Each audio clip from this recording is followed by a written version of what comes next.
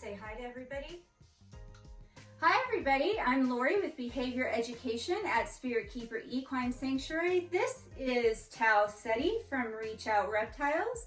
Today is Sunday, January 19th, 2020, and that makes it Super Dwarf Sunday. In the video that's to follow, you're going to get to see some glimpses of TC during this past week. TC shed, which I suspected he was going to do after we filmed last week's video. TC got some exercise time out on one of our snake trees. Although he chose not to stay on it very long, he left it within a few minutes and started visiting one of our Morelia bredli in an enclosure nearby. And then TC got some new enclosure furnishings. He got his enclosure changed around just a little bit. And then TC got to eat. And there's really not too much more to go over from TC's activities this week other than this is one of our newer snake trees. It's actually a cat tree that I've modified to use for snakes. And this is TC's first time being exposed to it. And he wasn't shy at all.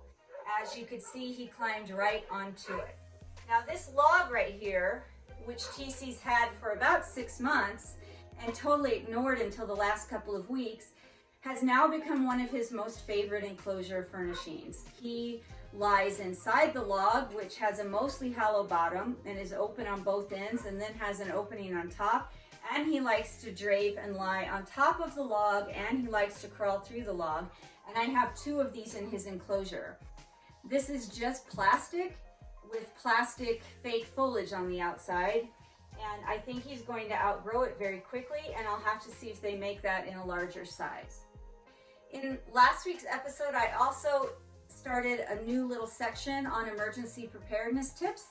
And in the last episode, we talked about the importance of having information about your snake on your snake's enclosure. Who bred the snake, who you obtained the snake from, what kind of snake it is, and when it last ate, what it last ate, etc. And that's just if something were to happen to you and somebody needs to take care of this animal or rehome the animal.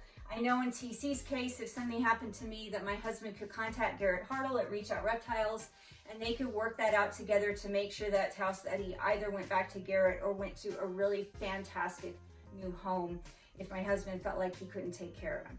That's important to think about if you ever have an emergency, especially if you have a lot of snakes, which I do. And so I have cards on each enclosure saying what kind of snake it is, where it came from, and its birth date, and also when and what it last ate at a minimum. What I'd like to go over tonight as far as emergency preparedness is if you have to make an emergency evacuation from your home. And I worked for many, many years for the Colorado Springs Police Department in emergency management. And we saw incidents of all sorts that caused people to have to evacuate their homes, from chemical releases in a neighborhood all the way up to criminal events that caused evacuation of neighborhoods, and natural disasters like fires that caused people to have to evacuate themselves and their animals from their homes. So if you find yourself in that position, are you prepared to evacuate your animals, including your snake? Every single one of my snakes has a transport tub, and I keep these nearby their enclosures in every single room of my house that has a snake in it, so that ideally I have enough time. Obviously sometimes evacuations happen at the split second, but if you have warning, like you're put on an evacuation notice and you have warning that you may have to evacuate, or that evacuation is pending, and sometimes they'll give you a time limit like 30 minutes or an hour, and that's generous. If you have that much time, then it's nice to already have these tubs available. And TC's just has some perches in it and a cardboard box. That's it. It's obviously got a locking lid and it's got vents in it, so that I can place him in his transport tub.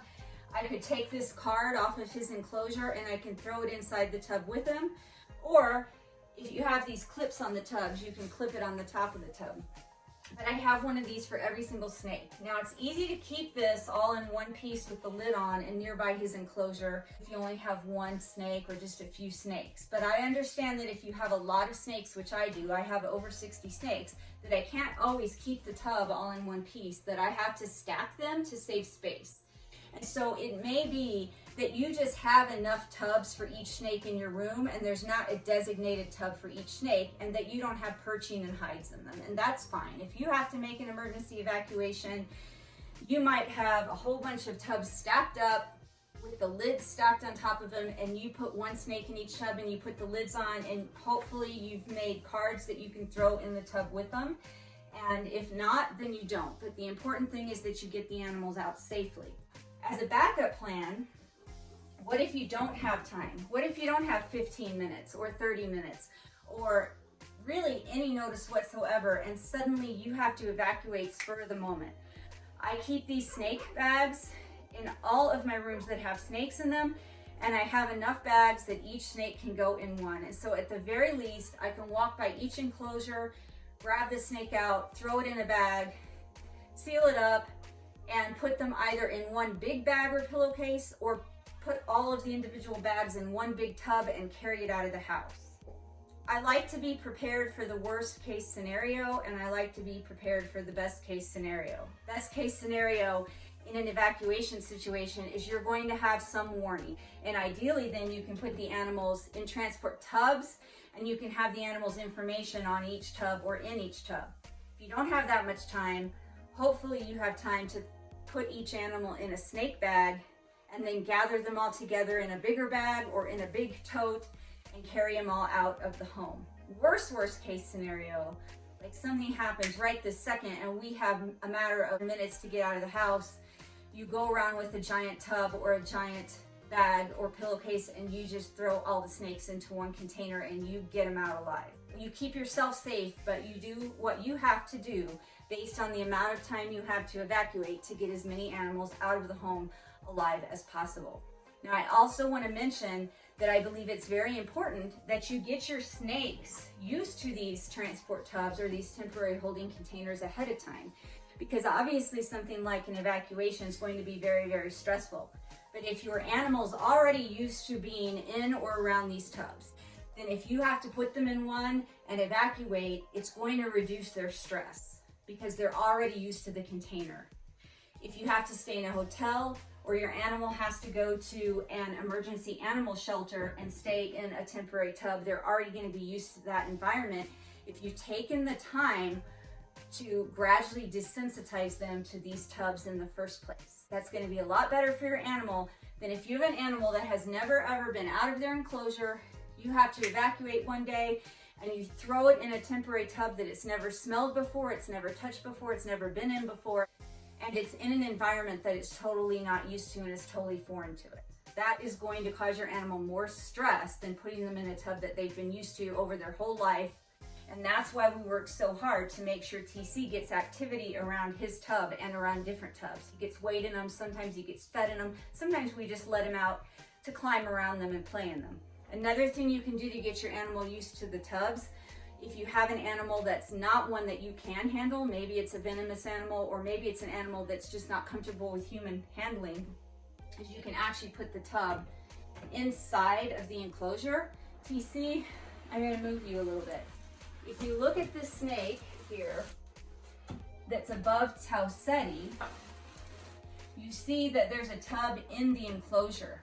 And that tub has an opening on top so that that snake has access to this whole 4-foot enclosure, but it can also go in and out of the tub as it chooses.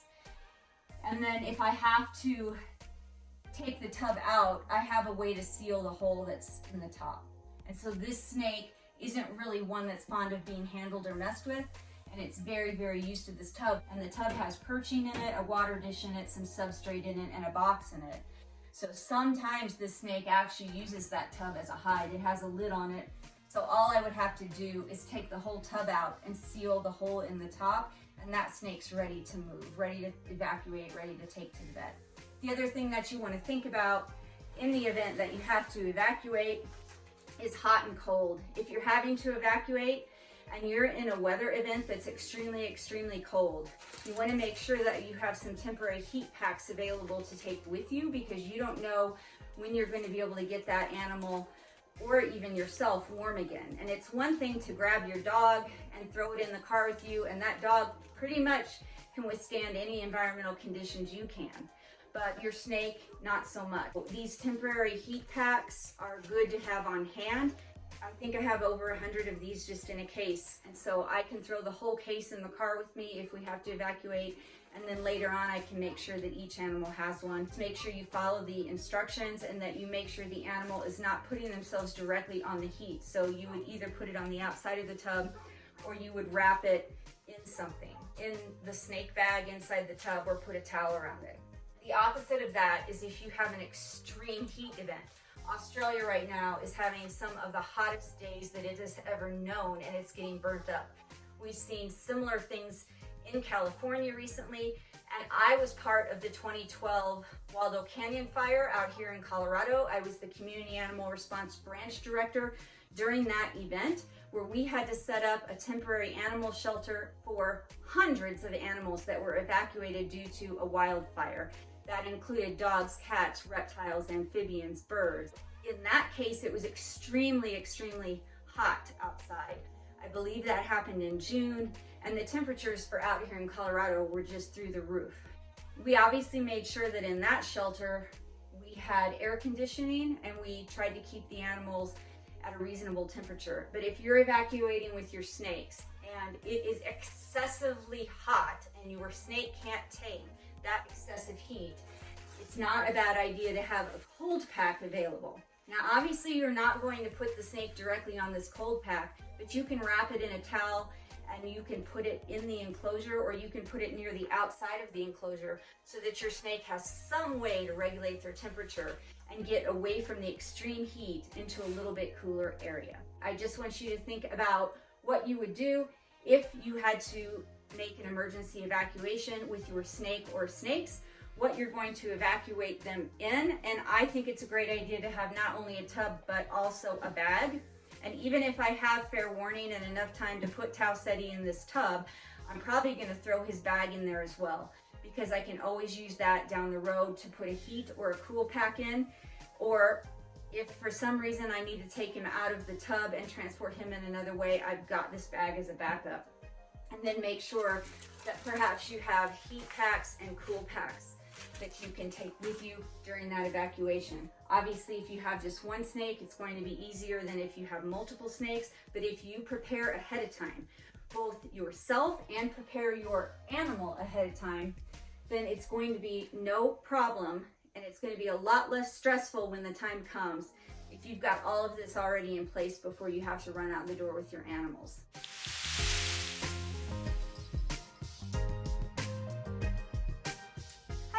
It's Lori with Behavior Education at Spirit Keeper Equine Sanctuary. I'm here with TC from Reach Out Reptiles, and if you watched Super Dwarf Sunday last week, you will notice that TC barely made an appearance because he was hiding, and I said I suspected he was going to shed any day. He did shed, and he did shed all in one piece. However, he had it all crumpled up inside his hide, his little aquarium tunnel log thing that he'd been hiding in. So there it is.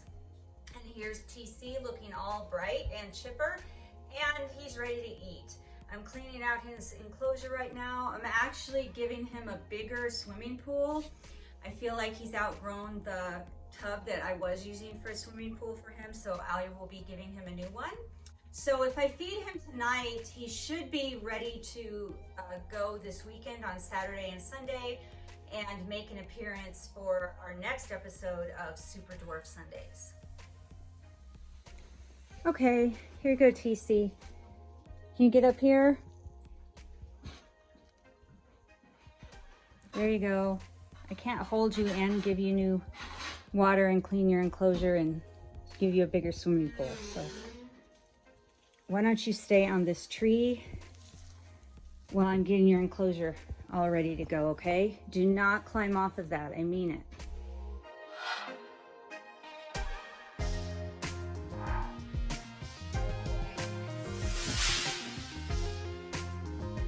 See, let's go back. I know you're having fun out here visiting Seafra, the bredli, but you're trying to leave your tree, and I told you to stay on there, so you're not behaving very well. We're gonna put TC back into his enclosure. I've given him a new swimming pool and changed things around just a little bit. I'll show you. Down here are some branches for future enclosure use. My parents have some property in Woodland Park, Colorado. It's about 3.5 acres and they have a lot of tons of trees on it. And they're always cutting trees and trimming trees. And so I collect branches from up there and then I clean them and make sure they're sanitized and I use them in the snake enclosures. So TC is probably going to get one of these branches within the next couple of weeks or so, but he doesn't have one yet. This is just a preview for you, TC. What do you think? Okay, well, we are going to put you away and you can investigate your new enclosure furnishings. Okay, here we are, TC. We're at your enclosure. Same old enclosure, but I made a few modifications. I gave him a larger humidity box on the warm end, and I added some fake vines to most of his enclosure furnishings. These are just fake plastic artificial vines that I got in bulk from Amazon.com. And so I've added those to all of his perches in here. And I've put some in his swimming pool. And I gave him a larger swimming pool. It's not as deep as the swimming pool he had before, but it's longer and wider. And so I hope that he likes that. And then over here on this end, I just had to move his water down a little to fit his new pool. And other than that, everything's the same. I refreshed his humidity box. So he still has hides on the cool and the warm end, regular hides and humidity hides. He still has these plastic aquarium logs that he has started to like to hide in on the warm end and the cool end. He has perches on the warm end and the cool end, and he has shelves on the warm end and the cool end. And then he has a perch right in the middle, and then his water and his swimming pool I've sort of put near the middle as opposed to on one end or the other. So we will see how he likes this. Stay tuned for the rest of TC's adventures this week when we do our Super Dwarf Sunday episode this coming Sunday.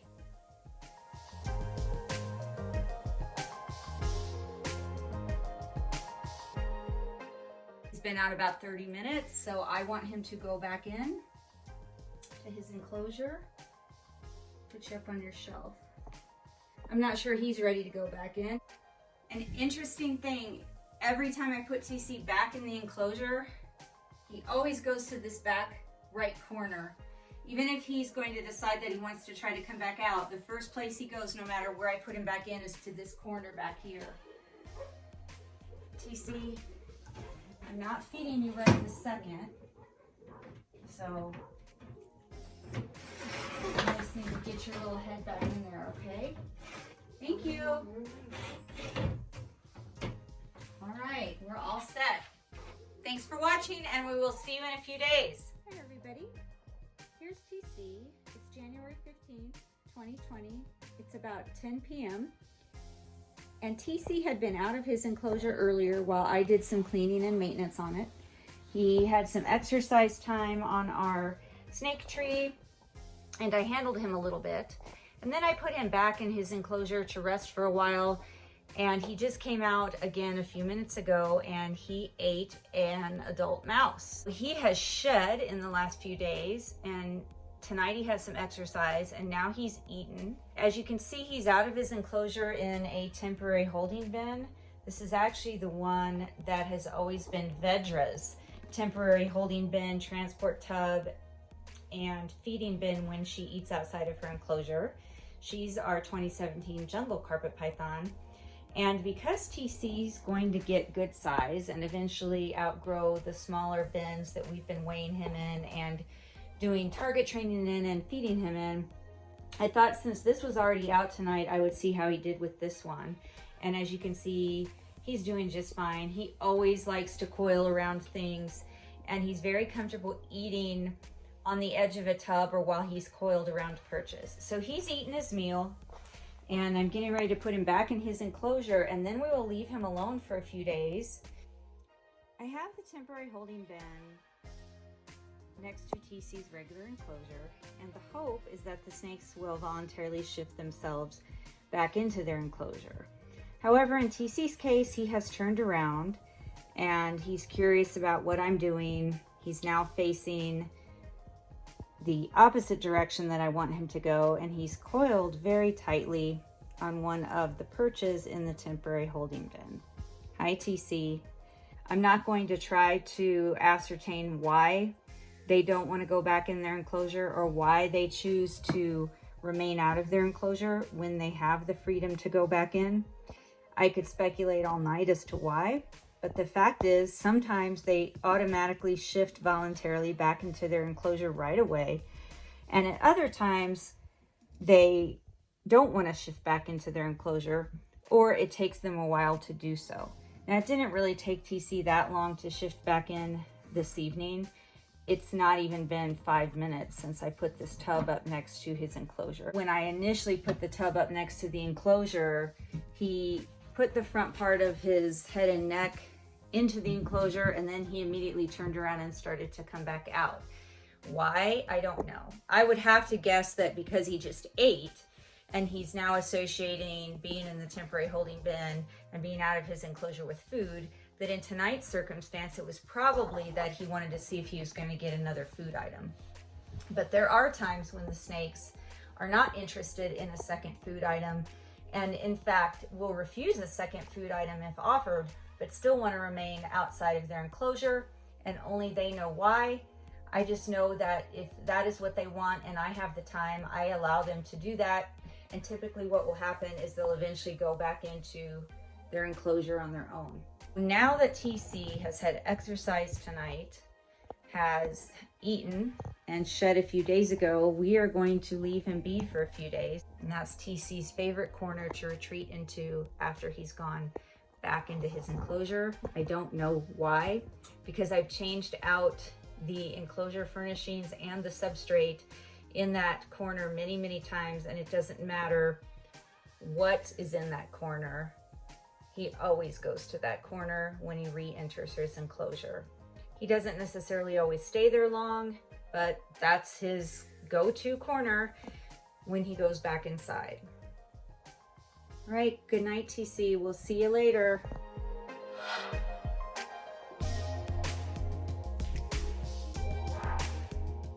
Well, I think TC has said that he's had enough for tonight. He has gone back inside his log. TC, do you want to say goodnight to everybody?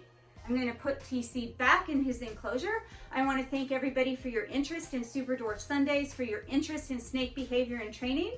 And until next time, everyone, please remember to be kind and love your animals.